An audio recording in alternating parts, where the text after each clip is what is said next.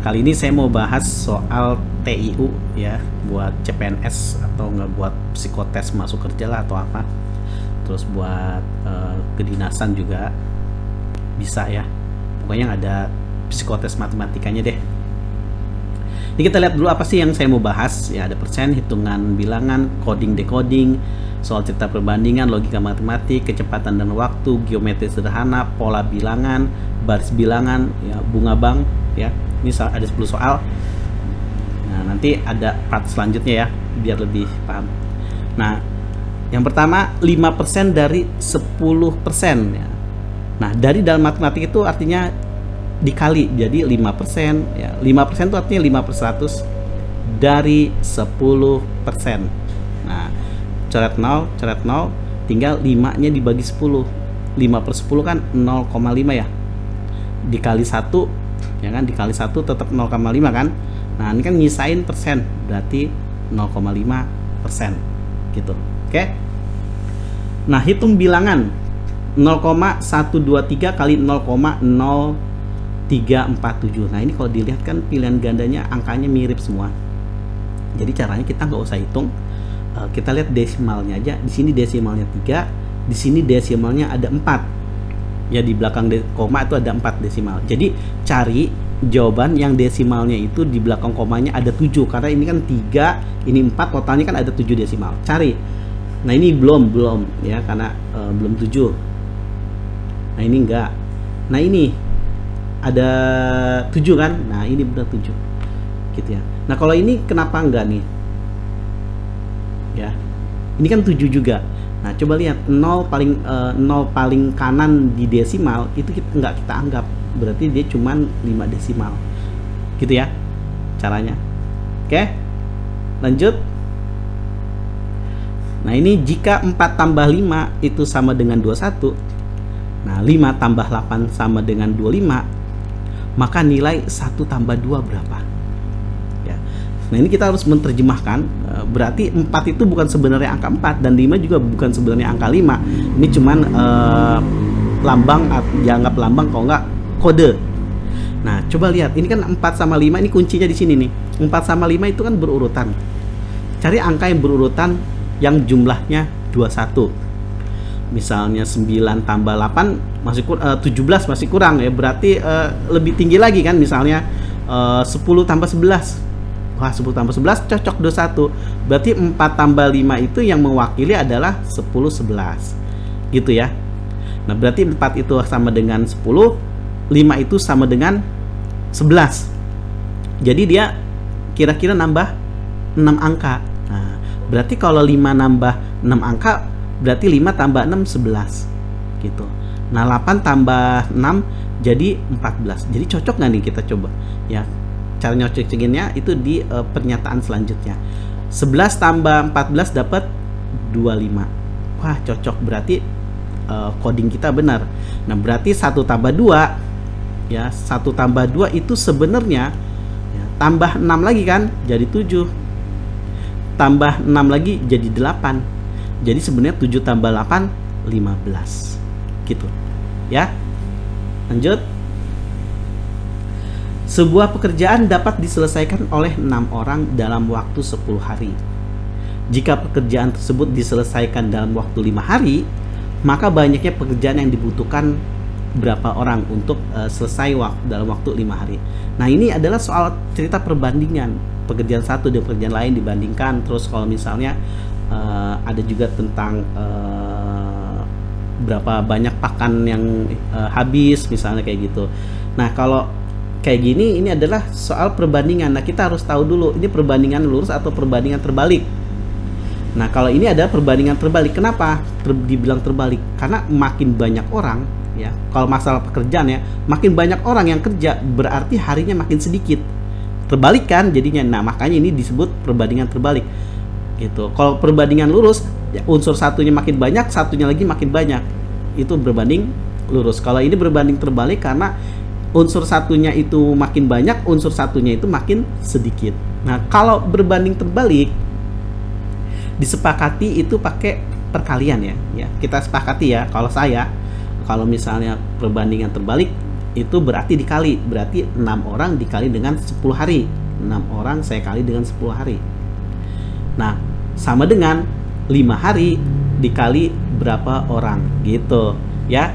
Pokoknya nggak usah mikir bingung siapa aja yang dikali. Pokoknya kalau misal perbandingan terbalik, dia itu dikali, tapi kalau berbandingan lurus itu dibagi gitu.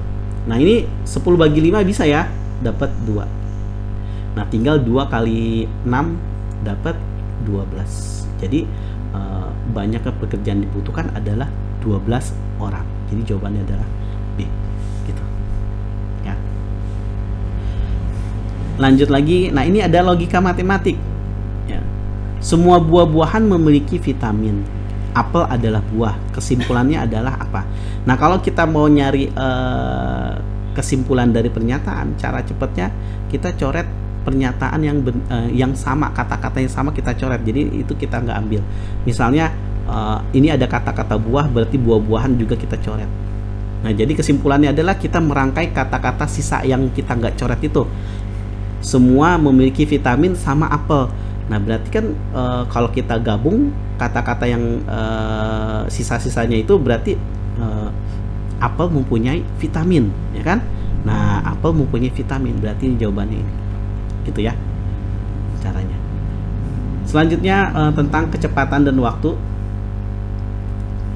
Sebuah kereta api berangkat dari kota A, tiba di kota B pukul 10.30 ya. Jika jarak antara kota A dan kota B adalah 180 km, maka kecepatan rata-rata kereta api tersebut berapa kilometer per jam gitu ya. Yang ditanyakan kecepatan rata-rata ya. Kecepatan itu rumusnya apa? Nah, ini sebenarnya udah dikasih tahu di soalnya. Kilometer dibagi jam. Nah, kilometernya ini per jamnya berapa? Dari 7.30 ke 10.30 itu kan berapa jam? 3 jam kan? Berarti dibagi 3 jam. Nah, 180 dibagi 3 dapat 60 km per jam. Jawaban adalah D. Gitu.